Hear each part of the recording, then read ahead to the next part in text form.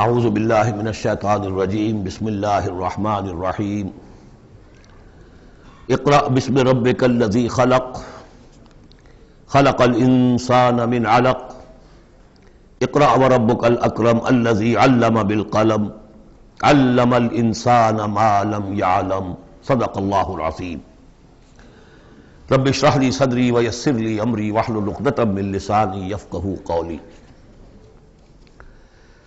اس سے پہلے کئی مرتبہ یہ عرض کیا جا چکا ہے کہ حضور پر جو پہلی وحی آئی تقریباً اجماع ہے اس پر کہ وہ یہ 5 آیات ہیں سورہ علق کی۔ آپ کی عمر شریف جب 40 برس کے لگ بھگ ہوئی، حضرت عائشہ صدیقہ رضی اللہ تعالی عنہا کی ایک روایت میں یہ ساری چیزیں موجود ہیں، تو خلوت گزرنی محبوب ہو گئی، غور و فکر کا غلبہ ہو گیا۔ پھر آپ غار حرا میں جا کر کئی راتیں کئی دن قیام فرما ہوتے تھے، اور شارحین حدیث کا اس پر اجماع ہے کہ وہاں آپ کیا کرتے تھے؟ کان صفت و تعبدہ فی غار حرا تفکر والاعتبار، غور و فکر، سوچ بچار۔ اسی میں پھر ایک دن فرشتہ آیا ہے۔ فرشتے کا آنا، اور فرشتہ کیا لے کر آیا جس پر کہ اس نے یہ کہا اقرا، پڑھو، وہ ذرا بات ہے کہ جو ذرا پیچیدہ ہے سمجھنے کی ہے، وہ میں عرض کروں گا آپ سے۔ روایت یہ ہے کہ فرشتے نے کہا اقرا، تو حضور نے فرمایا ما انا بقاری۔ فرشتے نے اپنے ساتھ بھینچا لگا کر سینے کے ساتھ، پھر چھوڑ دیا، کہا کہو اقرا۔ حضور نے پھر کہا میں ما انا بقاری۔ تیسری مرتبہ پھر کیا، 3 مرتبہ کرنے کے بعد پھر یہ اقرا بسم ربک الذی خلق۔ تو اس میں میرے نزدیک وہ روایت صحیح ہے کہ یہ جو پہلی وحی آئی ہے یہ ما بین النوم والیقظہ، جبکہ آپ نیم بیداری اور نیم خوابیدگی کی کیفیت میں تھے، اور فرشتہ اس وقت ایک تختی پر لکھی ہوئی یہ آیات لے کر آیا تھا۔ ورنہ ظاہر بات ہے کہ آدمی پڑھا ہوا نہ ہو تب بھی اسی کی اپنی زبان میں کہا جا رہا ہو کہ یوں کہو، تو وہ تو کہنا مشکل نہیں تھا۔ 40 برس کی عمر تھی آپ کی، کوئی آپ بچے تو نہیں تھے، کوئی شے تھی کہ جس کو پڑھنا تھا۔ وہ جو پڑھنا ہے تو وہ اصل میں یہ اس عالم میں کہ جس کو آپ کہیں گے ما بین النوم والیقظہ، بیداری اور خواب کے بین کی کوئی کیفیت تھی جس میں کہ فرشتہ آیا ہے اور اپنی اصل ملکی شکل میں آیا ہے۔ اس لیے کہ پھر اس نے جب وہ بھی کوئی چیز لکھی ہوئی لایا ہے، روایتوں میں آتا ہے سونے کی تختی تھی جس پر یہ آیات لکھی ہوئی تھی، تو اس پر آپ نے کہا ما انا بقاری، میں تو پڑھا ہوا نہیں ہوں۔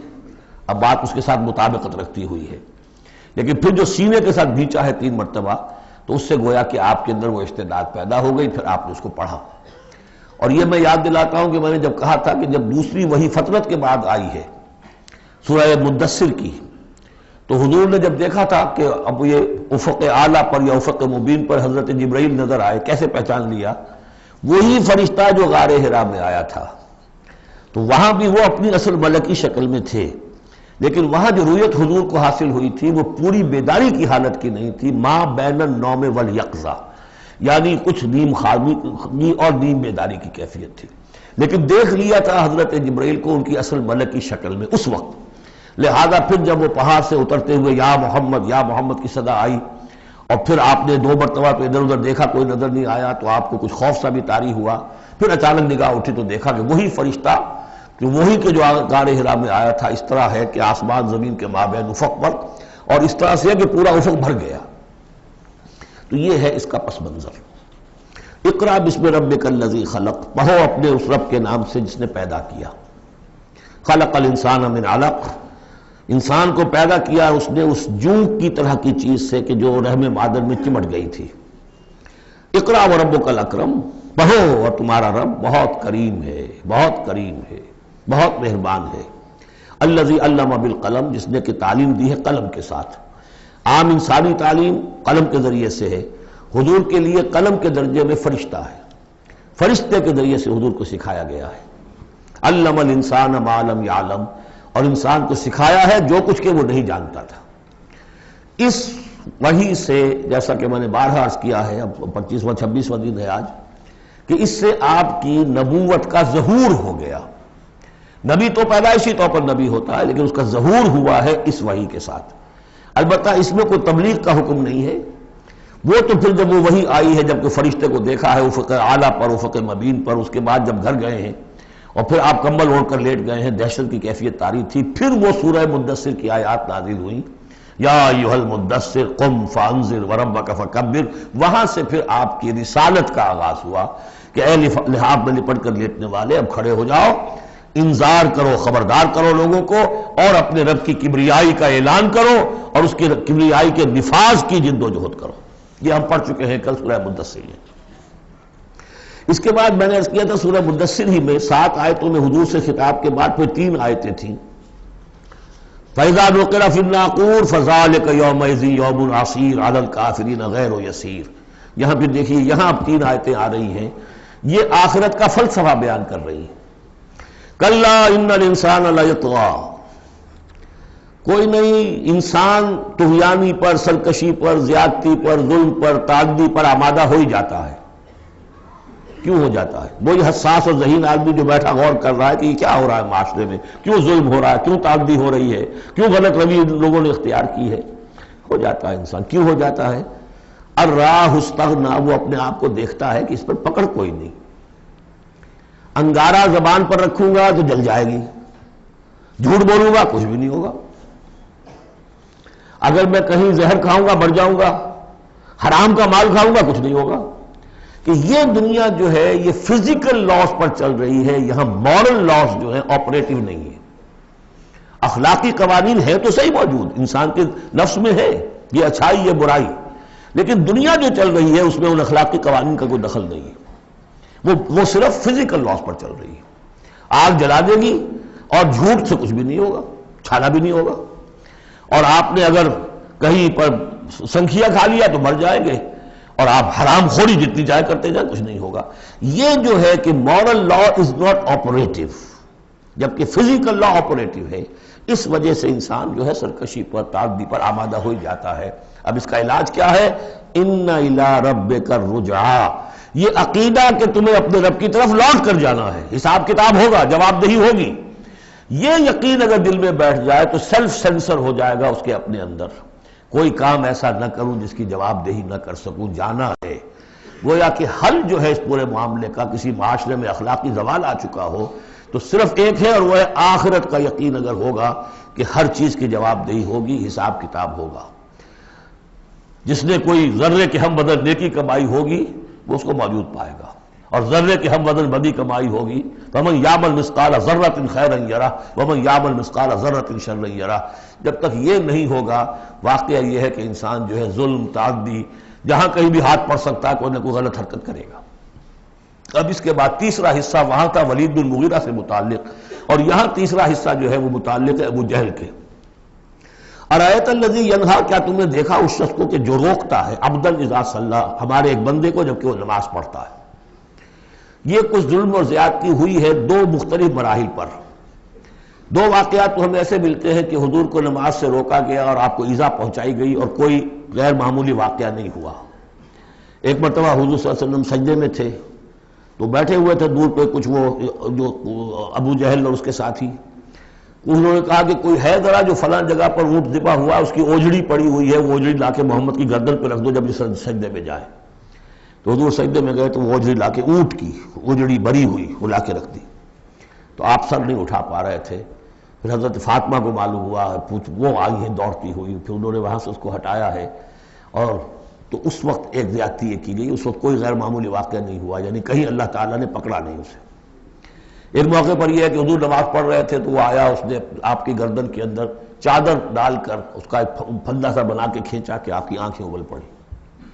لیکن تیسرا واقعہ آتا ہے کہ ایک موقع پر حضور صلی اللہ علیہ وسلم نماز پڑھ رہے تھے تو اس نے ڈانٹا اور کہا کہ محمد میں نے تمہیں منع کیا مت نماز یہاں پڑھا کیا کرو. اور وہ پھر آگے بڑھا کوئی اقدام کرنے کے لیے پھر پیچھے ہٹ گیا. لوگوں نے کہا کیا ہوا؟ تو کہا کہ مجھے اپنے اور محمد کے درمیان ایک کھائی نظر آئی جس میں کوئی پروں والی مخلوق تھی اور وہ میری تکہ بوٹی کرنے کو تیار تھی. اس سے خوف کھا کر وہ پیچھے ہٹ گیا.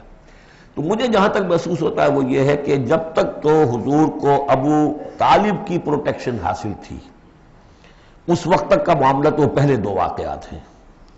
لیکن پھر جب آپ آئے ہیں اور طائف سے واپس آئے ہیں اور اللہ تعالیٰ کی طرف سے خصوصی پروٹیکشن آپ کو ملی ہے، اس کے بعد کا واقعہ وہ ہے کہ جس کا کہ یہاں تذکرہ ہو رہا ہے. ارایت الذی ینہا، کیا تم نے دیکھا اس شخص کو جو روکتا ہے عبدن ہمارے ایک بندے کو اذا صلی جبکہ وہ نماز پڑھتا ہے، ارایت ان کان علی الہدی، کیا تم نے غور کیا اگر وہ شخص ہوتا ہدایت پر، یہی ابو جہل ہدایت کے راستے پر کاربند ہوتا، او ہمارا بالتقوی، یہ ہمت والا آدمی ہے، جرت والا آدمی ہے، بخیل نہیں تھا، اس نے یہی کہا تھا کہ بنی ہاشم نے اگر لوگوں کو غریبوں کو کھانے کھلائے ہم نے ان سے بڑھ کر کھلائے، ابھی تک تو ہم کندھے سے کندھا ملا کر آ رہے، وہ بخیل نہیں تھا، پھر جری تھا، بہادر تھا، میدان جنگ میں گیا ہے، لیڈ کیا ہے لشکر کو اپنے، اور جب گردن کاٹنے لگے تھے تو کہا تھا نیچے سے کاٹنا تاکہ نیزے کے اوپر چڑھاؤ گے تو معلوم ہو کہ اونچی گردن ہے کسی سردار کی گردن ہے، تو یہ چیزیں اس کے اندر تھیں، مرد میدان تھا، لیکن یہ ہے کہ وہ جو صدق بالحسنی والے معاملے پہ آ کے مار کھا گئے۔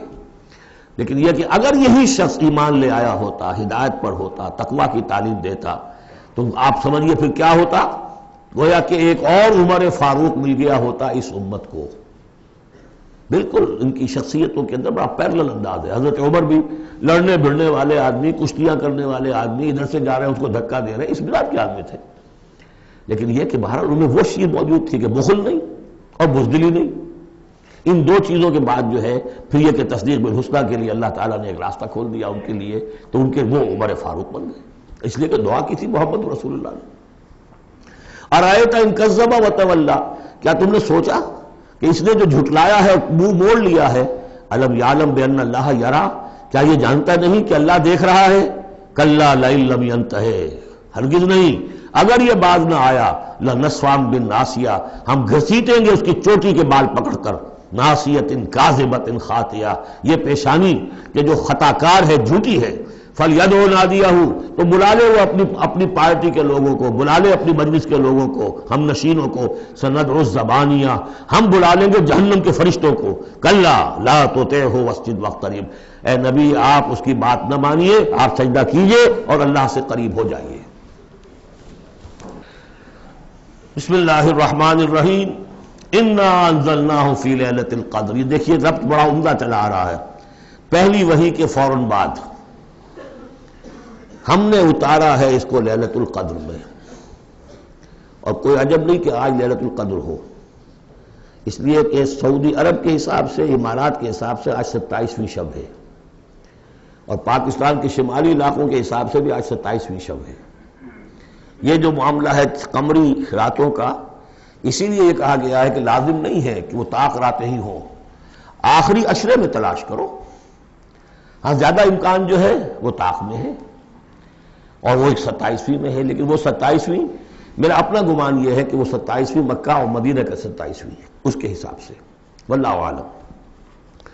انا انزلناہ فی لیلۃ القدر، ہم پڑھ چکے ہیں پہلے، انا انزلناہ فی لیلۃ مبارکہ، وما ادراک ما لیلۃ القدر، کیا تم جانتے ہو کیا ہے لیلۃ القدر؟ لیلۃ القدر خیر من الف شہر، وہ لیلۃ القدر 100 مہینوں سے بہتر ہے۔ تنزل الملائکۃ والروح، وہاں ہم پڑھ چکے ہیں تفصیل سے کہ یہ اینول بجٹ سیشن ہے اللہ تعالیٰ کا اس دنیا کے نظام کے لیے، ہر سال میں جو کچھ ہونا ہوتا ہے اس کے فیصلے ہو جاتے ہیں، فیہا یفرق کل امر حکیم، اس شب میں سب فیصلے ہو جاتے ہیں، اگلے سال کیا کچھ ہونا ہے، اور وہ فرشتوں کے حوالے کر دیے جاتے ہیں، ایشو ہو گئے آرڈر، اب ان کی ہے امپلیمنٹیشن، یدبر الامر من السماء الى الارض ثم یعرج الیہ، فرشتے جو ہیں امپلیمنٹ کرتے ہیں ان احکام کو، اور پھر وہ رپورٹیں جو ہے واپس پہنچتی ہیں۔ تو اسی رات میں قرآن مجید کے نزول کا آغاز ہوا، تنزل الملائکۃ والروح فیہا باذن ربہم، اس رات میں اترتے ہیں فرشتے بھی، اور الروح روح الامین، روح القدس، وہ کہ چونکہ ان کا ذکر عام طور پہ علیحدہ اس لیے کیا جاتا ہے جو اب 2 دفعہ پڑھ چکے ہیں، علمہ شدید القویٰ ذو مرۃ فاستویٰ، تو ان کی خاص شان ہے فرشتوں میں، یہ مطاع ہیں، مطاع ثم امین، ان کے سردار کی حیثیت رکھتے ہیں۔ تو تنزل الملائکۃ والروح فیہا باذن ربہم، اپنے رب کے حکم سے، من کل امر، ہر امر، جو سارے فیصلے ہو چکے ہوتے ہیں اس ایک آئندہ سال کے، ان کے بارے میں جو ہے ان کو احکام دے دیے گئے ہوتے ہیں، فیہا یفرق کل امر حکیم، یہ ہم وہاں پڑھ چکے ہیں۔ سلام، اور یہ رات جو ہے اللہ تعالیٰ نے پھر اس کی برکات ایسی رکھی ہیں کہ اگر اس میں کوئی شخص جو ہے اللہ کا خاص طور پر عبادت گزار بندہ جو ہے اس سے دعا کرے تو اللہ تعالیٰ اس دعا کو قبول کرتا ہے، عبادت کا جو اجر و ثواب ہے وہ اس ایک شب کا وہ 1000 مہینوں کے اجر و ثواب سے بڑھ جائے گا۔ ہی حتی مطلع الفجر، یہ فجر کے طلوع ہونے تک یہ رات ہے۔ اب اس کے بعد یہ ایک سورت جو آ رہی ہے، اس کے بارے میں عام طور پر آپ کو لکھا ہوا مل جائے گا کہ یہ سورہ جو ہے یہ مدنیہ ہے، لیکن یہ کہ یہ اکثر سورتوں کے بارے میں یہ جو آخری ہیں، ہر قرآن مجید میں کوئی نہ کوئی ایک رائے تو لکھی ہے، لیکن جب تفصیل دیکھتے ہیں تو بہت سی آراء ہیں اس میں، یہ کوئی ایک رائے نہیں ہوتی۔ میں نے جب تحقیق کی ہے تو حضرت عائشہ صدیقہ رضی اللہ تعالی عنہ کے قول کے مطابق یہ سورت بھی مکی ہے، مدنی نہیں ہے۔ سورۃ البینہ، بسم اللہ الرحمن الرحیم، لم یکن الذین کفروا من اہل الکتاب والمشرکین منفکین حتی تأتیہم البینہ، نہیں تھے وہ لوگ جنہوں نے کفر کیا تھا اہل کتاب میں سے اور مشرکین میں سے کہ انہیں علیحدہ کر دیا جاتا یا باز آ جاتے، حتی تأتیہم البینہ، جب تک کہ ان کے پاس بینہ نہ آ جاتی ہے۔ ظاہر بات ہے کہ وہ گمراہی میں مبتلا تھے، کوئی بین چیز آئے، کوئی واضح چیز آئے جس سے کہ ان کو محسوس ہو جائے، شعور ہو جائے کہ ہم گمراہی پر ہیں، اور یا اس کا مفہوم یہ ہے کہ جب تک بین ان کے اوپر بات نہ آ جائے اس وقت تک انہیں کاٹا نہیں جا سکتا، انہیں اپنے سے علیحدہ نہیں کیا جا سکتا۔ منفق جو ہے یہ دونوں طریقے سے معنی دے گا۔ اب قابل غور کیا بات ہے، وہ بینہ کیا ہے؟ رسول من اللہ یتلو صحفا مطہرۃ فیہا کتب قیمہ، ایک رسول اللہ کی جانب سے جو تلاوت کرتے ہیں پاکیزہ اوراق کی، اور وہ فیہا، ان اوراق میں کیا ہے؟ بڑی مضبوط کتابیں لکھی ہوئی ہیں، احکام ہیں اللہ کے۔ کتاب کا لفظ خاص طور پر میں بتاتا آیا ہوں آپ کو کہ یہ احکام شریعت کے لیے آتا ہے۔ فیہا کتب قیمہ، یہ ہے وہ چیز کہ جب اللہ کا رسول اللہ کی کتاب لے کر آ جائے تو یہ بینہ اب ہو گئی، اب بات واضح ہو گئی، اب کسی شک و شبے کی گنجائش نہیں رہی۔ یہی سورہ طلاق میں ہم نے پڑھا تھا ذکرہ، قد انزلنا الیکم ذکرا رسولا یتلو علیکم آیاتہ، تو یہ جو ہے رسول جب تلاوت کرتا ہے، گویا کہ رسول اور کتاب مل کر بینہ بنے، اللہ کی کتاب، اس کا معلم رسول مل کر بینہ بنے۔ اس اعتبار سے بینہ اور ذکرہ کی جو تعبیر ہوئی ہے اور اس کی ڈیفینیشن جو ہوئی ہے سورہ بینہ میں اور سورہ طلاق میں، وہ بہت اہم ہے۔ اب فرمایا وما تفرق الذین اوتوا الکتاب الا من بعد ما جاءتهم البینہ، یہ جن لوگوں کو کتاب دی گئی تھی انہوں نے جو پہلے بھی تفرقہ کیا ہے آپس میں، یہ جو بٹ گئے، یہ کوئی نصارہ بن گئے، کوئی یہودی بن گئے، پھر نصارہ میں نہ معلوم کتنے فرقے ہوئے اور یہودیوں میں کتنے فرقے ہوئے، یہ سارا تفرقہ ہوا کب؟ الا من بعد ما جاءتهم البینہ، مگر یہ کہ ان کے پاس بینہ آ چکی تھی، گویا کہ اس کے اب جرم کے وہ پورے طور پر اس کی سزا کے سزاوار ہو چکے۔ وما امروا، یہ آیت اس اعتبار سے بہت اہم ہے کہ دین کا پھر وہی خلاصہ جو ہم نے پڑھا تھا بہت ہی شدت کے ساتھ سورہ زمر میں، وہ پھر آ گیا۔ وما امروا الا لیعبدوا اللہ مخلصین لہ الدین حنفاء، اور انہیں حکم نہیں ہوا تھا مگر اس بات کا کہ بندگی کریں، پرستش کریں اللہ کی، لیکن اس کے لیے اپنی اطاعت کو خالص کرتے ہوئے۔ یہ نہیں کہ نماز تو اللہ کی پڑھ رہے ہیں لیکن یہ کہ اور کام اپنے نفس کی مرضی کے مطابق کر رہے ہیں، وہاں اللہ کے حکم کو ٹھکرا دیا ہے۔ کاروبار جو کر رہے ہیں وہ اور طریقوں سے کر رہے ہیں جو حرام ہے، تو یہ تو پھر بندگی نہ ہوئی۔ یہ تو وہ بات ہو گئی افتؤمنون ببعض الکتاب وتکفرون ببعض، کیا تم ہماری کتاب اور شریعت کے ایک حصے کو مانتے اور ایک کو رد کر دیتے ہو؟ فما جزاء من یفعل ذلک منکم الا خزی فی الحیاۃ الدنیا، تو جو کوئی بھی تم میں سے یہ رویہ اختیار کرے گا اس کی کوئی سزا اس کے سوا نہیں ہے کہ دنیا میں ذلیل و خوار کر دیے جائیں، ویوم القیامۃ یردون الی اشد العذاب، اور قیامت کے دن بدترین عذاب میں جھونک دیے جائیں۔ دنیا کی رسوائی تو آج ہمارے ماتھے پر لکھی ہوئی ہے۔ 1.5 ارب انسان، 1.25 ارب تو کم سے کم ہے، 120-130 کروڑ سے کم نہیں آج مسلمان، عزت نام کی کوئی شے نہیں۔ عالمی معاملات میں وی ہیو نو سے، کسٹمی پرست کے بھیا کس تھی، ہماری پالیسیاں کہیں اور بنتی ہیں، کہیں اور سے ہمارے بجٹ کے لیے انسٹرکشن کہیں اور سے آتی ہیں، اور تو اور بات ہے۔ تو وما امروا الا لیعبدوا اللہ مخلصین لہ الدین حنفاء، یکسو ہو کر پوری زندگی اللہ کے قانون کے تحت ہوگی تو پھر عبادت قبول ہوگی، ورنہ یہ جو ہے کہ کچھ اللہ کو دو اور کچھ قیصر والا قیصر کو دو، خدا والا خدا کو دو، یہ اسلام میں قابل قبول نہیں۔ اب اس کے بعد فرمایا وَيُقِيمُ الصَّلَاةَ وَيُؤْتُوا الزَّكَاةَ، اس کے علاوہ وہ نماز قائم کریں، زکوٰۃ ادا کریں۔ بندگی اور شے ہو گئی، نماز اور زکوٰۃ علیحدہ شے ہو گئی۔ بندگی تو اطاعت ہے، زندگی آمد برائے بندگی، زندگی بے بندگی شرمندگی۔ اس بندگی کے حقوں کے تقاضوں کو پورا کرنے کے لیے نماز دی گئی آپ کو، تاکہ آپ یاد تو کرتے رہیں، اللہ کو یاد تو کرتے رہیں، تاکہ وہ جو عہد کیا ایاک نعبد و ایاک نستعین دن میں 5 مرتبہ تازہ ہو جائے۔ اس کو حفیظ نے کہا ہے کہ سرکشی نے کر دیے دھندلے نقیص بندگی، سرکشی نے کر دیے دھندلے نقوش بندگی، آؤ سجدے میں گریں لوح جبین تازہ کریں۔ یہ جو ہے اس کے اوپر دھندلے ہو گئے نقوش بندگی، نماز پڑھو تاکہ بندگی کا نقش پھر اور چمک اٹھے۔ ایاک نعبد و ایاک نستعین کتنی مرتبہ دہراؤ گے سورہ فاتحہ کو ہر نماز میں تو تم اپنے عہد کو تازہ کر رہے ہو۔ اور زکوٰۃ دو، وذالک الدین القیمہ، یہی ہے سیدھا دین، ہمیشہ کا دین۔ ان الذین کفروا من اہل الکتاب والمشرکین، بے شک وہ لوگ جنہوں نے کفر کی روش اختیار کی، خواہ وہ اہل کتاب میں سے تھے یہود والنصارہ، والمشرکین خواہ وہ مشرکین میں سے تھے، فی نار جہنم خالدین فیہا، وہ ہوں گے جہنم کی آگ میں، اس میں ہمیشہ ہمیش رہیں گے۔ اولئک ہم شر البریہ، یہ یقیناً بدترین خلائق ہے۔ ان الذین آمنوا وعملوا الصالحات، اس کے برعکس وہ لوگ جو ایمان لائے جنہوں نے نیک عمل کیے، اولئک ہم خیر البریہ، یہ بہترین خلائق ہے۔ اللہم ربنا اجعلنا منہم، اللہ تعالی ہمیں ان میں شامل ہونے کی توفیق عطا فرمائے۔ جزاؤہم عند ربہم جنات عدن تجری من تحتہا الانہار خالدین فیہا ابدا، ان کا بدلہ ہوگا ان کے رب کے پاس وہ باغات، رہنے والے باغات، ریزیڈینشل گارڈنز، جن کے دامن میں ندیاں بہتی ہوں گی اور جس میں وہ رہیں گے ہمیشہ ہمیش ہمیشہ ہمیش۔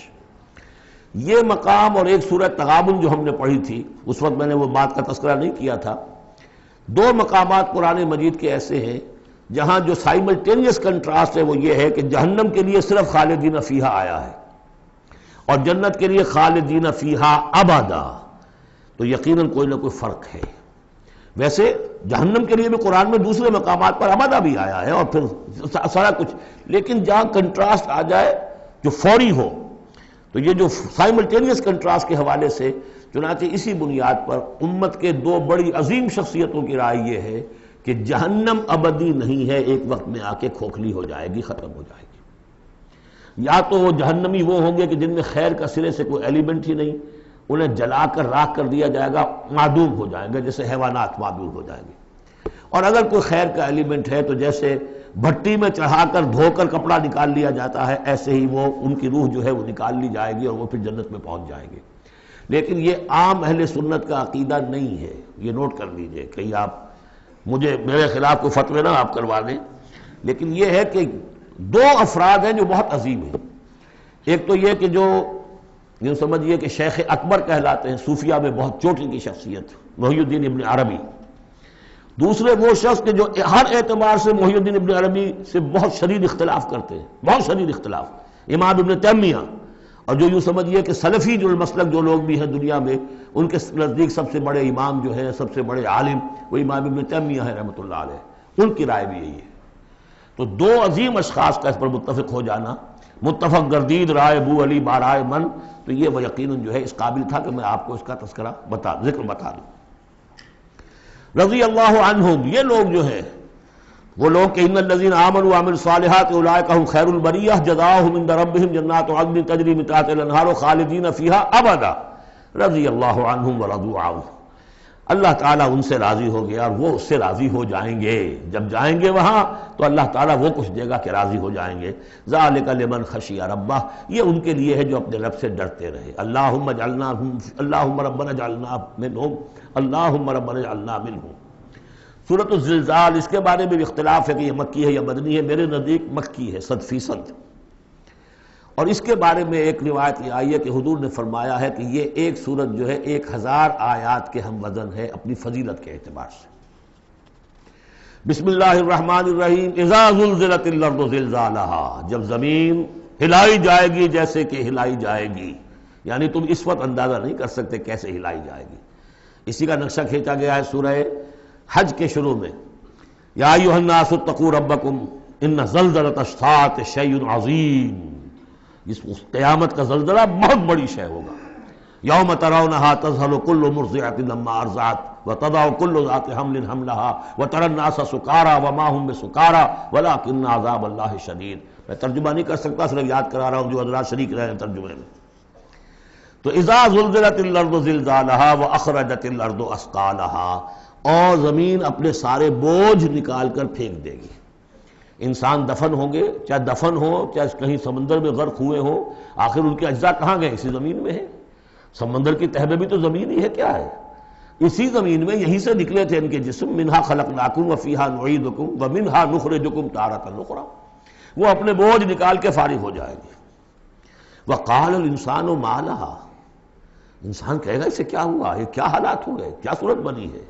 یومئذ تحدث اخبارها، اس دن یہ زمین اپنی خبریں سنائے گی بھی کہ یہ حضرت انسان میری پیٹھ پر سوار ہو کر کیا حرکتیں کرتا رہا ہے، اس کی خبر بھی دے گی۔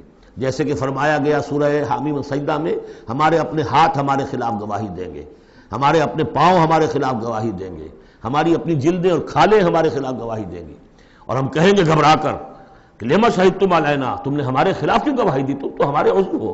اور وہ کہیں گے انطقنا اللہ الذی انطق کل شیء، آج ہمیں بھی اللہ نے زبان دے دی، اس نے سب کو زبان دی تھی۔ تو یہ زمین بھی اپنے احوال سنائے گی۔ بِأَنَّ رَبَّكَ أَوْحَىٰ لَهَا، یہ اس لیے کہ اس کے رب نے اسے حکم دیا ہوگا، اس کی وحی اسے آ گئی ہوگی۔ یومئذ یصدر الناس اشتاتا، یہ اشتاتا وہی لفظ آ گیا شتا، ان سعیکم لشتا، تم اگرچہ انسان ہو، سبھی نظر آ رہے ہو انسان، لیکن یہ کہ تمہاری سعی و جہد کے رخ بالکل مختلف ہے۔ فاما من آتا واتقى وصدق بالحسنى فسنيسره لليسرى واما من بخل واستغنى وكذب بالحسنى فسنيسره للعسرى۔ یہاں فرمایا وہ چیز اب وہاں ظاہر ہو جائے گی، یومئذ یصدر الناس اشتاتا، لوگ علیحدہ علیحدہ ہو جائیں گے، لیروا اعمالهم، تاکہ انہیں ان کے اعمال دکھا دیے جائیں۔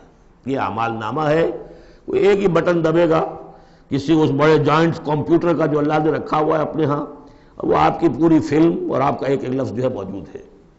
فَمَن يَعْمَلْ مِثْقَالَ ذَرَّةٍ خَيْرًا يَرَهُ، تو جس کسی نے ذرے کے ہم وزن بھی کوئی نیکی کمائی ہوگی وہ اسے اپنے سامنے موجود پائے گا۔ وَمَن يَعْمَلْ مِثْقَالَ ذَرَّةٍ شَرًّا يَرَهُ، اور جس کسی نے نیکی بدی کی ہوگی ذرے کے ہم وزن وہ سامنے۔ اب ذرہ کسے کہتے تھے عربی زبان میں؟ آپ نے شاید کبھی دیکھا ہو کہ یہ چیونٹیاں ہوتی ہیں، ان چیونٹیوں کے بھی انڈے ہوتے ہیں، ان انڈوں سے جو بچہ نکلتا ہے وہ ذر کہلاتا ہے۔ اب ظاہر بات ہے کہ ہر زبان کے اندر کسی شے کے لیے، چھوٹی چیز حقیر چیز کے لیے ان کی اپنے آبزرویشن سے وہ چیز لی جاتی ہے۔ جیسے میں نے آپ فتیلہ، کہ کھجور کی ناف میں جو لگا ہوا ہوتا ہے چھوٹا سا ایک تاگا سا، وہ فتیلہ ہے۔ نقیرہ وہ کیا ہے؟ تل۔ تو جو چیزیں بھی ان کے ہاتھ میں چھوٹا، ذرے سے مراد ہے کہ سب سے چھوٹی سے چھوٹی شے۔ فَمَن يَعْمَلْ مِثْقَالَ ذَرَّةٍ شَرًّا يَرَهُ، اس کا نقشہ ہم دیکھ چکے ہیں سورہ کہف میں، جب وہ اعمال نامہ رکھا جائے گا، وَوُضِعَ الْكِتَابُ فَتَرَى الْمُجْرِمِينَ مُشْفِقِينَ مِمَّا فِيهِ وَيَقُولُونَ يَا وَيْلَتَنَا مَا لِهَذَا الْكِتَابِ لَا يُغَادِرُ صَغِيرَةً وَلَا كَبِيرَةً إِلَّا أَحْصَاهَا وَوَجَدُوا مَا عَمِلُوا حَاضِرًا، جو کیا ہوگا موجود ہوگا۔ یہ چار صورتیں جو زلزال سے شروع ہوئی ہیں، یہ ایک مزاج کی ہیں، اس میں وہی آخرت کا انذار بہت ہی یعنی بالکل جس کو کہا جائے کہ یعنی دو ٹوک انداز میں۔ سورۃ العادیات، بسم اللہ الرحمن الرحیم، والعادیات ضبحا فالموریات قدحا فالمغیرات صبحا فاثرن به نقعا فوسطن به جمعا۔ یہ پانچویں اور آخری صورت ہے اس اسلوب کی جو صافات سے شروع ہوا تھا، والصافات صفا فالزاجرات زجرا، پھر آئی والذاریات ذروا، اور پھر اس کے بعد آئی والمرسلات عرفا، پھر آئی والنازعات غرقا، اور یہ آخری ہے والعادیات ضبحا۔ اور ان قسموں کے بارے میں بھی اجماع ہے، ان کے معنی میں کوئی اختلاف نہیں ہے۔ وہ گھوڑے کے جو دوڑتے ہیں ہانپتے ہوئے، قسم ہے ان گھوڑوں کی، یا گواہ ہیں وہ گھوڑے جو دوڑتے ہیں ہانپتے ہوئے۔ فالموریات قدحا، پھر وہ اپنے سموں سے چنگاریاں نکال رہے ہوتے ہیں، جب وہ کسی پتھر کے ساتھ ٹکراتے ہیں تو چنگاری نکلتی ہے۔ فالموریات قدحا فالمغیرات صبحا، اور پھر وہ الصبح in the small hours of the morning جا کر غارت گری کرتے ہیں۔ یہ عربوں کا جو کلچر تھا، ان کی جو تہذیب تھی، لوٹ مار، اور لوٹ مار کے لیے ان کا وقت مقرر تھا small hours of the morning, جبکہ بہت سکون سے لوگ سوئے ہوئے ہیں، ٹھنڈی ٹھنڈی ہوا چل رہی ہوتی ہے، بہت ہی مریض کو ساری رات بھی اگر نیند نہ آئی ہو تو اس وقت آ جاتی ہے، وہ وقت ایسا ہوتا ہے۔ اس میں جاتے تھے وہ برق رفتاری کے ساتھ گھوڑوں پر جا کر لوٹ مار کیا، قتل کیا، اور پھر بھاگے وہاں سے۔ یہ ان کا عام جو ہے کلچر ہے، لیکن اس میں استعمال کون ہو رہا ہے؟ گھوڑا۔ اچھا، یہ گھوڑا جو ہے پھر ان کی جنگوں میں بھی استعمال ہوتا تھا، جبکہ آمنے سامنے جنگیں ہیں، وہ جنگوں کے اندر جاتا تھا، حالانکہ اس کی تو کسی سے لڑائی نہیں ہے، وہ صرف اپنے مالک کی وفاداری کر رہا ہے، جو اسے کچھ کھلا دیتا ہے، کوئی دانہ ڈالتا ہے، کوئی کبھی اس کے جو ہے وہ مالش کر دیتا ہے، اس کا اتنا وفادار ہے کہ فرمایا فالمغیرات صبحا فَأَثَرْنَ بِهِ نَقْعًا، اور پھر جا کر وہ گرد اٹھاتا ہوا دوڑ کر جاتا ہے، فَوَسَطْنَ بِهِ جَمْعًا، اور جمعیت کے اندر گھس جاتا ہے۔ آپ کو معلوم پچھلی زمانوں میں کیا ہوتا تھا، لے کر نیزہ اور یا کوئی اور شے جو ہے وہ سوار گھوڑے کو لے کر دوڑا ہے، کس میں؟ دشمن کے اندر صفوں میں گھس رہا ہے، اور تیر آ رہا ہے، گھوڑا مر رہا ہے، ہوتا ہے، تلوار لگی ہے، گھوڑا مر گیا ہے، تو گھوڑا یہ رسک کیوں لے رہا ہے؟ یہ ہے اصل میں اس صورت کی جو اصل مرکزی بات ہے، محض یہ بات، انسان جو اس کا مالک ہے اس کا خالق نہیں ہے، صرف یہ ہے کہ اسے دانہ ڈالتا ہے، اسے گھر پہ باندھتا ہے، اس کی سیوا کرتا ہے۔ اس صرف دانہ دینے اور سیوا کرنے پر اس کے اندر اتنی وفاداری ہے کہ وہ اپنے مالک کی ذرا سی ایڑ کی تھوڑی سی اس کا اشارہ ہوتا ہے اور ہوا کی طرح بات کرتا ہے، جہاں اس کو حکم ہوتا ہے وہ دوڑتا ہے، اپنی جان جوخم میں ڈالتا ہے۔ اب فرمایا ان الانسان لربہ لکنود، لیکن یہ انسان اپنے رب کا بڑا ناشکرا ہے۔ وہ جو کھلاتا ہے، پلاتا ہے، رزق دیتا ہے، جو خالق ہے، یہ وفاداری اللہ کے لیے انسان میں نہیں۔ کتے کی وفاداریاں دیکھو، گھوڑوں کی وفاداریاں دیکھو، ان میں کتنی وفاداری ہوتی ہے۔ والعادیات ضبحا فالموریات قدحا فالمغیرات صبحا فاثرن بہ نقعا فوسطن بہ جمعا ان الانسان لربہ لکنود۔ کنٹراسٹ، ایک اس کا طرز عمل ہے، ایک اس انسان کا طرز عمل ہے۔ وَإِنَّهُ عَلَىٰ ذَلِكَ لَشَهِيدٌ بَلِ الْإِنسَانُ عَلَىٰ نَفْسِهِ بَصِيرًا، سورہ قیامہ میں جو ہم نے پڑھا ہے اسے خود بھی معلوم ہے کہ میں ناشکری کر رہا ہوں۔ وَإِنَّهُ لِحُبِّ الْخَيْرِ لَشَدِيدٌ، لیکن یہ مال اور دولت کی محبت میں بہت شدید ہو جاتا ہے، مال اور محبت کی دولت کی وجہ سے حرام حلال کی تمیز ہٹا دیتا ہے، حالانکہ اس کا نفس ملامت کرتا ہے۔ لا اقسم بیوم القیامہ ولا اقسم بالنفس اللوامہ، وہ اللہ تعالیٰ کی نشانیوں میں سے ایک نشانی ہے انسان کے اپنے اندر۔ افلا یعلم اذا بعثر ما فی القبور، تو کیا اسے یہ معلوم نہیں ہے کہ جب زمین میں جو کچھ ہے، قبروں میں جو کچھ ہے، تلپٹ کر دیا جائے گا، انہیں نکال لیا جائے گا، وحصل ما فی الصدور، اور جو کچھ ان کی سینوں میں چھپا ہوا ہے وہ بھی نکال لیا جائے گا۔ ان ربہم بہم یومئذ لخبیر، یقیناً اس دن ان کا رب ان سے پوری ان کی باتیں جو ہیں ان سے باخبر ہوگا، ان کی خبر لے لے گا اور ان سے حساب کتاب لے لے گا۔ اللہم ربنا حاسبنا حسابا یسیرا، ان صورتوں کے آخر میں یہ دعا، اللہ تعالی ہم سے آسان حساب لیجو۔ سورۃ القاریہ، یہ وہ انداز ہے الحاقہ مالحاقہ والا۔ بسم اللہ الرحمن الرحیم، القاریہ مالقاریہ وما ادراک مالقاریہ، وہ کھڑکھڑانے والی، وہ کیا ہے وہ کھڑکھڑانے والی؟ قرع کہتے ہیں دروازے پر آ کر زور سے کچھ مکے مار رہا ہے دروازہ کھلوانے کے لیے، کسی نے سنا نہیں ہے مار رہا ہے، قارع، قرع یہ ہے۔ القاریہ، جب وہ آئے گی قیامت تو گویا کہ اس پوری دنیا کو کھڑکھڑائے گی۔ مالقاریہ وما ادراک مالقاریہ، یوم یکون الناس کالفراش المبثوث، جس دن انسان ایسے ہوں گے جیسے پتنگے ہوتے ہیں بکھرے ہوئے۔ وتکون الجبال کالعہن المنفوش، اور پہاڑ ایسے ہو جائیں گے جیسے روئی یا اون ہو دھنکی ہوئی۔ فاما من ثقلت موازینہ، تو پھر جن لوگوں کے نیکیوں کے پلڑے بھاری ہوں گے۔ اصل میں دو شکلیں ہیں میزان کی، ایک میزان ہوتی ہے ترازو جس کے دو پلڑے ہیں، ایک ہے سپرنگ بیلنس، وہ ایک ہی پلڑا ہے اس کے اندر، تو وہ تو اس کے اندر جو بھی سپرنگ ہے وہ بتاتا ہے کہ یہ اس کا وزن کتنا ہے۔ تو دو رائے ہیں، ایک تو یہ ہے کہ موازین سے مراد یہ کہ صرف نیکی کا وزن کیا جائے گا اور دیکھا جائے گا وہ ریکویزٹ لیول تک ہے یا نہیں، تو اس کی جو موزون ہے نیکیوں کے موازین وہ اگر بھاری ہے ایک معیار ہوگا، اور معیار بھی ہوگا ہر شخص کا انڈیویجول، لا نکلف اللہ نفسا الا وسعہا۔ اگر اس کے اپنے شاکلہ، اس کے اپنے جینز، اس کے اپنے جو بھی ماحول کے اثرات تھے، ان سب کی رعایت کرنے کے باوجود ایک مطلوبہ مقدار تک نیکی کا عنصر نکل آیا، فَأَمَّا مَنْ ثَقُلَتْ مَوَازِينُهُ فَهُوَ فِي عِيشَةٍ رَاضِيَةٍ، وہ ہوگا بڑے عیش کی زندگی میں جس میں اس کے لیے رضا ہی رضا ہے، راضی رہے گا، ہمیشہ جو ہے اس کی زندگی جو ہے خوشی پر ہوگی، خرم۔ وَأَمَّا مَنْ خَفَّتْ مَوَازِينُهُ، جس کے وہ نیکیوں کے پلڑے جو ہے ہلکے ہوئے، فَأُمُّهُ هَاوِيَةٌ، تو اس کا ٹھکانہ ہے ایک گڑھا، وَمَا أَدْرَاكَ مَا هِيَ، اور جانتے وہ گڑھا کیا ہے؟ نارٌ حامیہ، آگ ہے دہکتی ہوئی۔ اللہم اجرنا من النار یا مجیرو یا مجیرو یا مجیر۔ سورۃ التکاثر، بسم اللہ الرحمن الرحیم۔ الہاکم التکاثر، تمہیں غافل کیے رکھتی ہے بہتات کی طلب، اور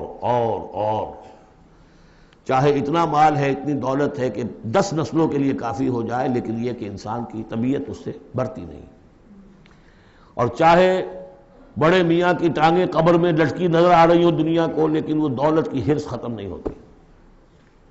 الہاکم التکاثر، تمہیں یہ کثرت اور یہ غافل کیے رکھتی ہے، حتی زرتم المقابر، یہاں تک کہ تم قبروں تک پہنچ جاتے ہو، اس وقت تک یہ بات ختم نہیں ہوتی۔ یعنی یہ حوث جو ہے انسان میں، دولت کی لالچ اور دولت کی محبت، اس کو بھرتی ہے تو قبر کی مٹی سے وہ بھری جاتی ہے، کسی اور مقدار سے دنیا میں یہ حوث نہیں بھرتی۔ اور یہ سورہ حدید کی وہ آیت یاد کر لیجئے، اعلموا انما الحیات الدنیا لعب ولہو وزینۃ وتفاخر بینکم وتکاثر فی الاموال والاولاد، وہ آخری سٹیج ہے انسانی زندگی کی، اور یہ ختم، موت تک ختم نہیں ہوتی۔ کلا سوف تعلمون، کوئی نہیں، اس وقت تمہیں معلوم ہو جائے گا، حقیقت کھل جائے گی۔ ثم کلا سوف تعلمون، پھر کوئی بات نہیں، ابھی تم رہو اس غفلت میں، اس بدہوشی میں رہو، کوئی بات نہیں۔ ثم کلا سوف تعلمون، حقیقت ایک دن آئے گا کہ وہ برہن ہو کر سامنے آ جائے گی۔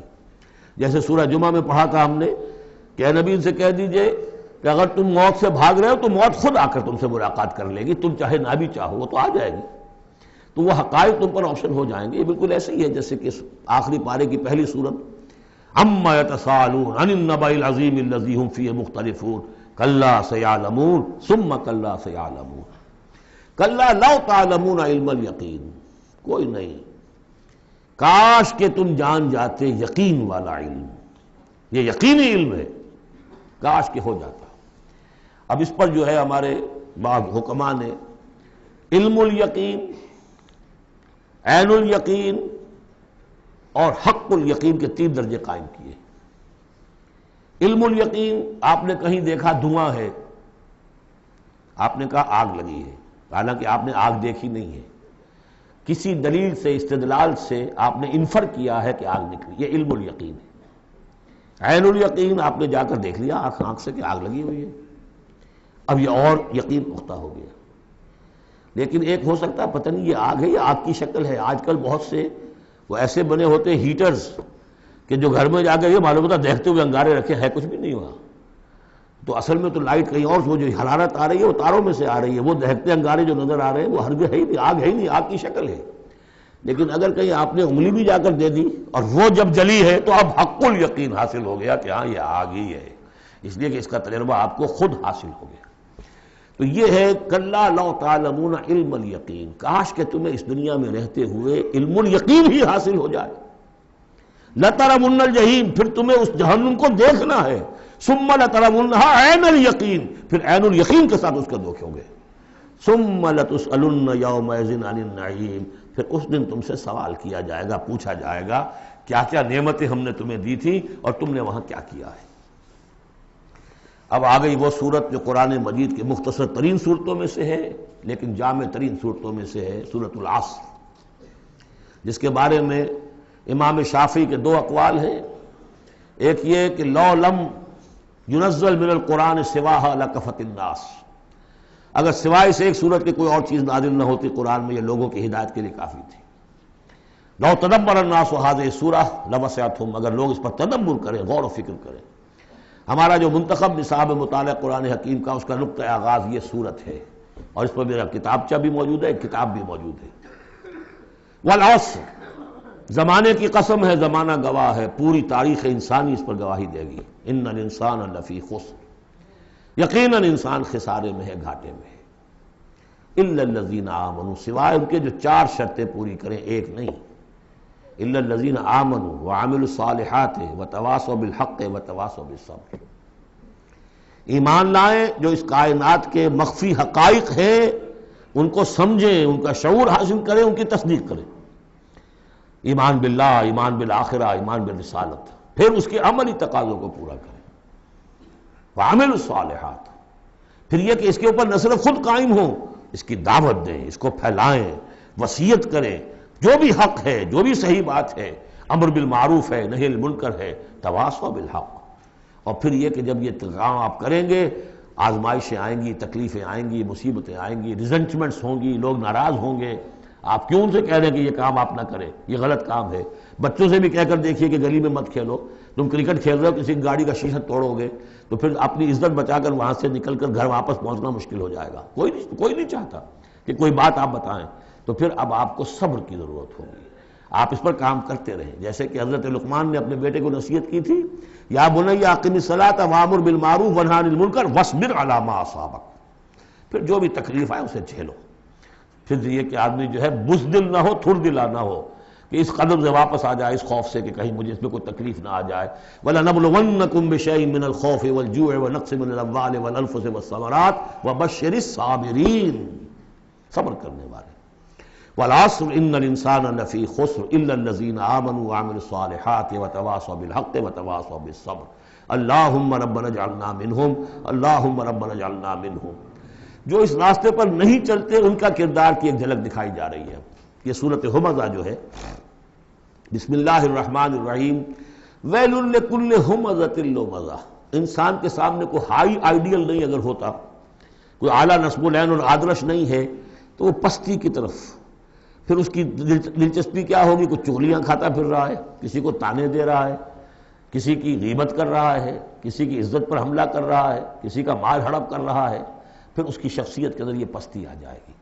وہی جس پستی کو دیکھ کر ایک حساس انسان مایوس ہو جاتا ہے کہ انسان میں خیر کوئی ہے ہی نہیں، یہ تو گویا کہ گندگی کی ایک پوٹ ہے۔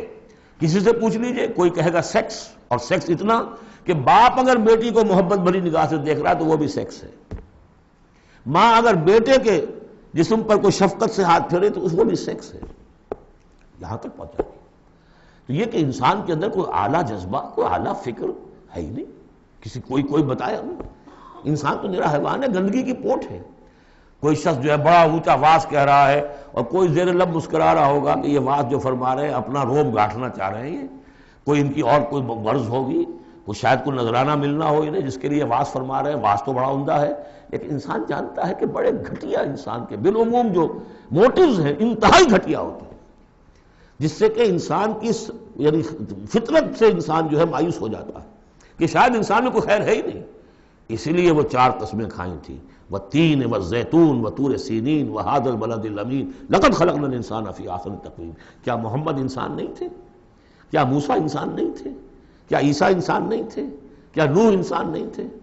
انسانی عظمت کے اوپر اتنی بڑی بڑی گواہیاں موجود ہیں، لیکن جب پستی پر آتا ہے تو واقع ہے کہ اس سے پست کوئی نہیں۔ پھر اسفل سافلین، جتنا کینہ انسان میں پیدا ہو جاتا ہے اونٹ کے اندر نہیں ہے، جتنی شہوت انسان میں پیدا ہو جاتی ہے سور میں نہیں ہے اتنی۔ یہ ساری چیزیں جو ہیں، نقالی جتنی انسان کرتا ہے اتنا آپ کسی بندر میں نہیں دیکھیں گے نقالی کرتے ہوئے، اور جتنا یوں سمجھیے کہ انسان کے اندر خونخواری پیدا ہو جاتی ہے، بھیڑیوں کو مار دے جاتا ہے انسان۔ جو کچھ ہوتا ہے جب نیشنلزم کا بھوت سوار ہوتا ہے سر پر، بچوں کو، چھوٹے چھوٹے بچوں کو اچھال کر بلموں میں اور نیزوں کے اندر کون پروتے رہے؟ انسان پروتے رہے۔ سن 47 میں پروئے گئے کہ نہیں؟ وہ انسان تھے، بھیڑیے سے زیادہ، کوئی بھیڑیا ایسا کام نہیں کرے۔ ویل لکل ہمزۃ لمزہ، بڑی خرابی ہے اس شخص کے لیے کہ جو عیب چنتا رہتا ہے لوگوں کے اور تانے دیتا رہتا ہے۔ الذی جمع مالا وعددہ، جس کی ساری سعی و جہد اسی میں رہی، مال کمایا اور اسے گنتا رہا، اب میرے ایسٹس اتنے ہو گئے، آج کی بیلنس شیٹ اس سال کی جو ہے اس میں یہ اضافے ہو گئے۔ یحسب ان مالہ اخلدہ، کچھ گمان یہ کرتا ہے شاید کہ اس کا مال اسے ہمیشہ باقی رکھے گا۔ ظاہر بات ہے آدمی جانتا ہے مجھے مرنا ہے، لیکن اسی مال کو صرف کر کے وہ کوئی ایسے نشانات دنیا میں چھوڑ کے جانا چاہتا ہے کہ جس سے اس کا نام زندہ رہے۔ پیرامڈز کیوں بنائے گئے؟ calm and self-possessed, still and resolute. The pyramids، یہ اہرام مصر اتنے اونچے اونچے، ہزارہا انسان اس پہ لگے رہے ہوں گے تب یہ بنے ہوں گے، کتنی بڑی بڑی چٹانیں، کتنے لوگ ان کے نیچے دب کر مرے ہوں گے۔ Pyramids echo unto eternity, the defiant cry of man's will to survive and conquer the storms of time.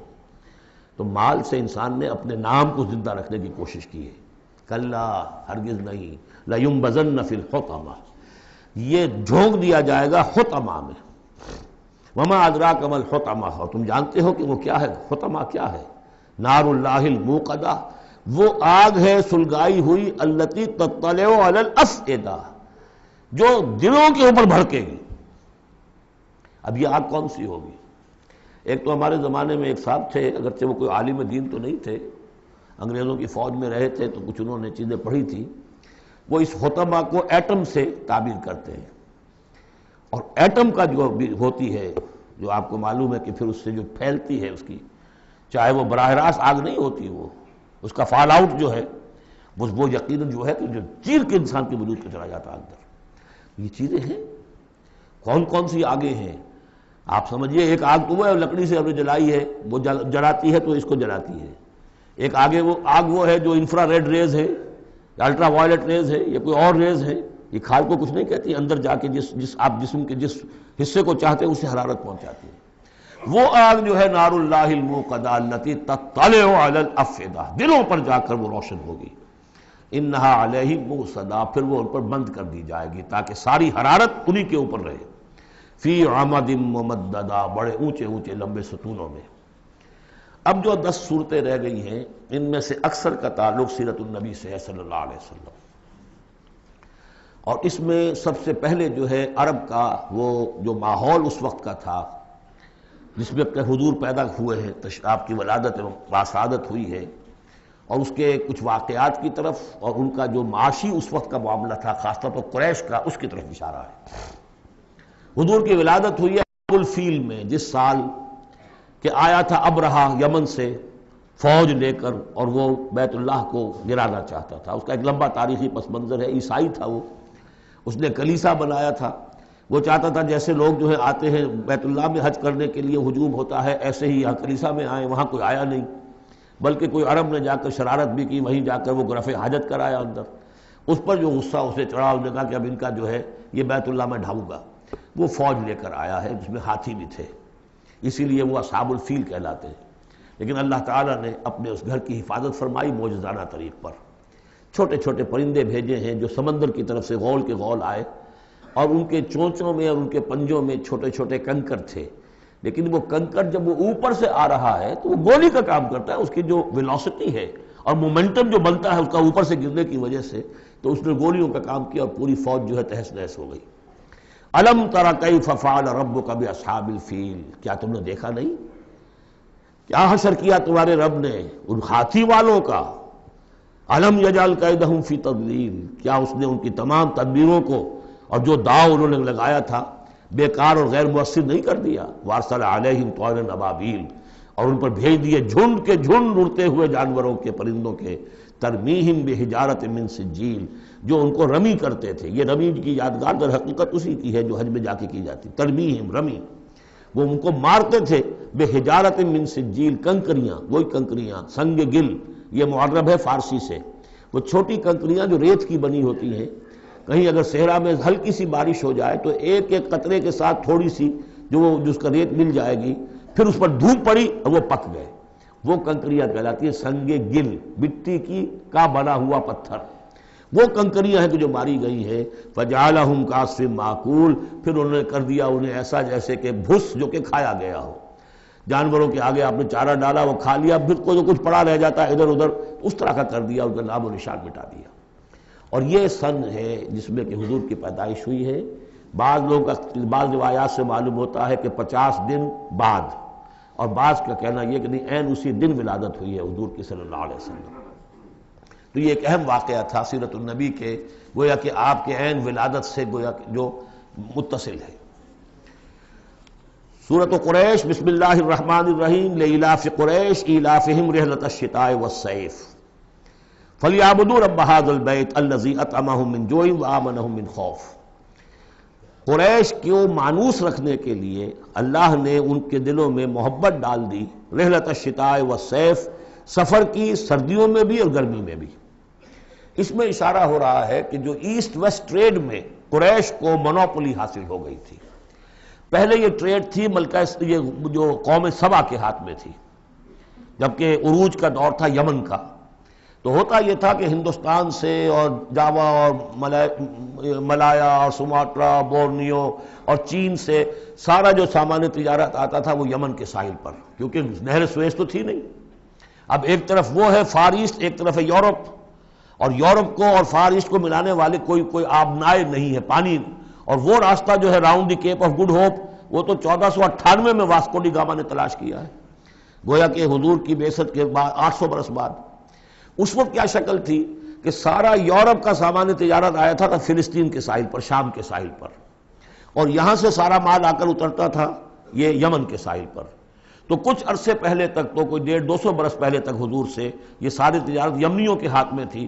یمنی قافلے لے کر چلتے تھے، یہاں سے اس مال کو لے گئے وہ وہاں تک شام تک، پھر وہاں سے مال لے آئے. اور یہ ایک طرح سے گویا کہ ایسٹ اینڈ ویسٹ جو ٹریڈ تھی اس میں انہیں کی پوزیشن حاصل تھی. پھر جب سیل العرم آیا ہے، ان پر سیلاب آیا ہے، وہ تباہ و برباد ہو گئے، تو پھر یہی ایسٹ ویسٹ ٹریڈ جو ہے یہ قریش کے ہاتھ میں آ گئی. اور ان کو خاص طور پر پروٹیکشن یہ حاصل تھی کہ چونکہ یہ خانہ کعبہ کے متولی تھے اور وہاں تمام قبیلوں کے بت رکھے ہوئے تھے، گویا کہ سب کے خدا ہاسٹیج تھے ان کے پاس، لہذا ان کے قافلے پر کوئی حملہ نہیں کر سکتا تھا، کسی اور کا قافلہ بچ کے جا نہیں سکتا. اس قافلے کو لوٹتے تھے بدو اور اس کو جو ہے کوئی حفاظت نہیں ہوتی تھی. لیکن قریش کا قافلہ بدو دور رہتے تھے کہ یہ تو خانہ کعبہ کے متولی ہیں، اور اگر ہم نے ان کا قافلہ لوٹا یہ ہمارا بت اٹھا کے پھینک دیں گے باہر وہ خانہ کعبہ سے. اس لیے انہیں اس خانہ کعبہ کی وجہ سے وہ پوزیشن حاصل ہوئی کہ انہیں تونگری اور دولت مندی حاصل ہو گئی. اور پھر یہ ایسا کرتے تھے سردیوں کے زمانے میں یہ اپنا چکر لگاتے تھے یمن کا، اور گرمیوں کے زمانے میں جاتے تھے شام کی طرف، فلسطین کی طرف، کیونکہ وہ گرم علاقہ ہے تو وہ سردیوں میں، اور یہ چونکہ جو وہ زیادہ ٹھنڈا علاقہ تھا وہ گرمیوں میں. لإلاف قریش، اس واسطے کے مانوس رکھا قریش کو، الافہم رحلۃ الشتاء والصیف، ان کے دلوں میں وہ الاف سے مراد کیا ہے کہ سفر جو ہے ان کا جاڑے کا اور گرمی کا، اس سے ان کو گویا کہ مانوس کر دیا.